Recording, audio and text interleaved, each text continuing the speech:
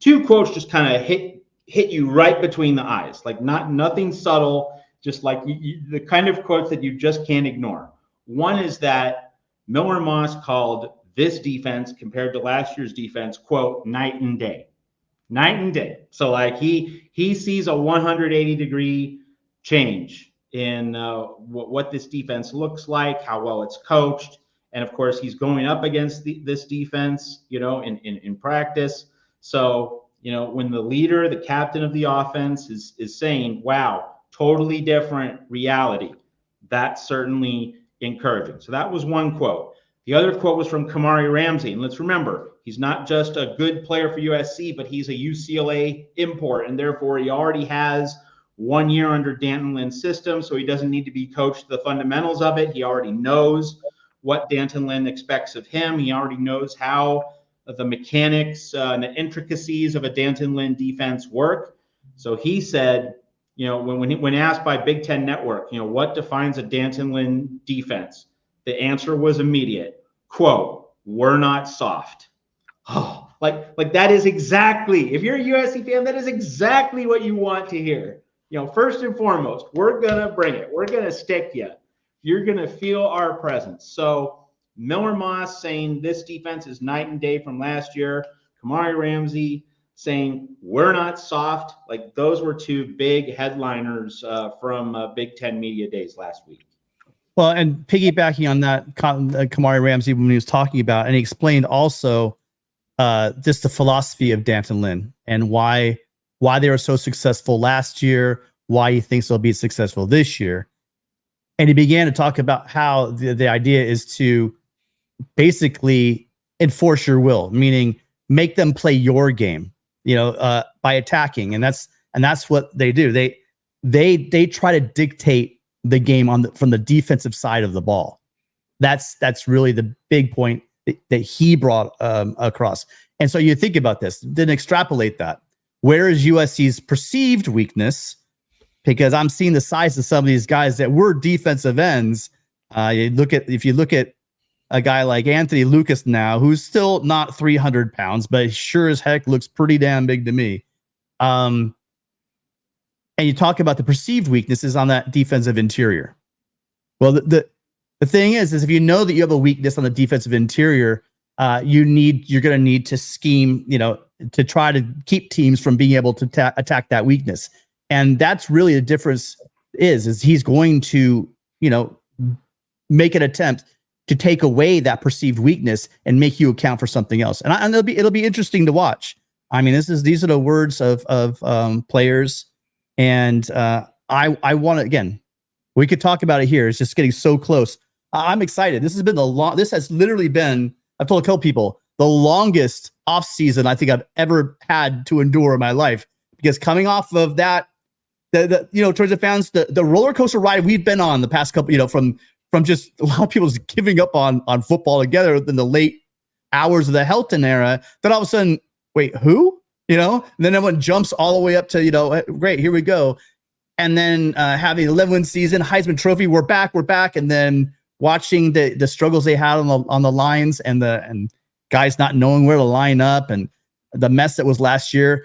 And then now getting this new staff, it is all coming together. I really do believe it's all coming together with the additions they have. Because remember, there have been a lot of defensive additions. We're not looking, this defense, not just schematically, the players on the field this year are going to be different than the players, vast majority of players that we saw last year. There's going to be some holdovers. You're going to see Mason Cobb, that's going to happen.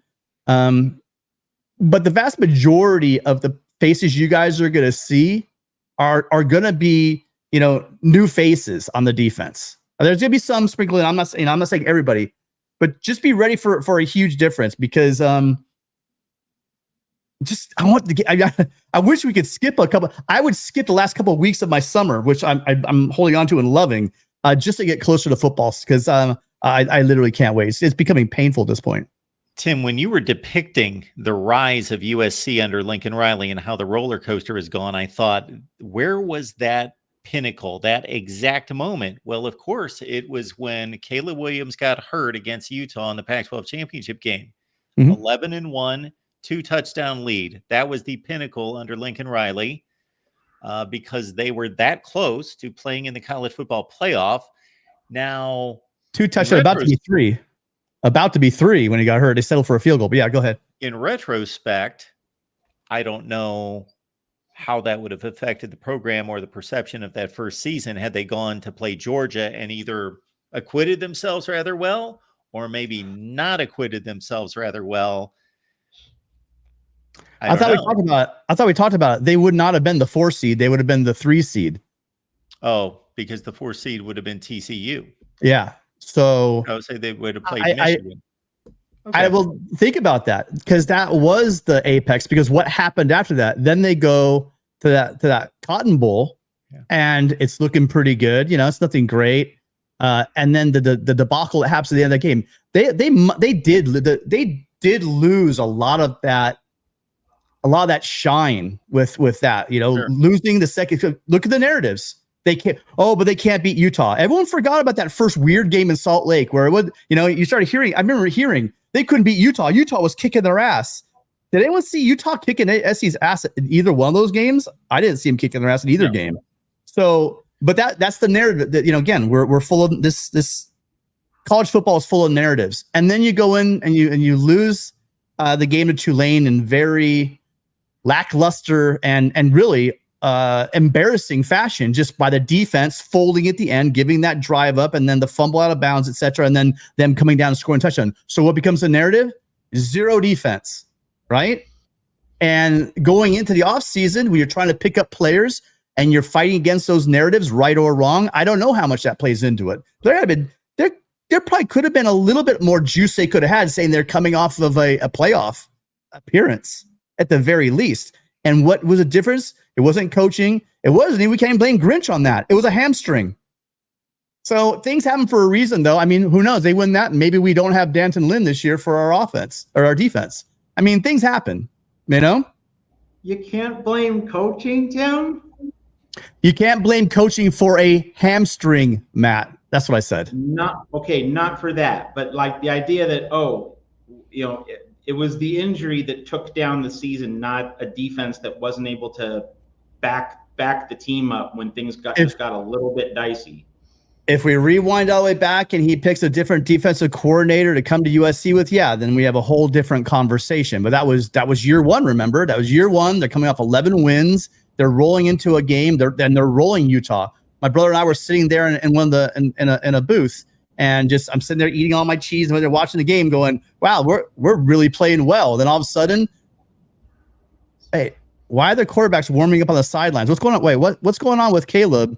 And then you start because I'm not watching TV. I don't know what happened at the end of that play.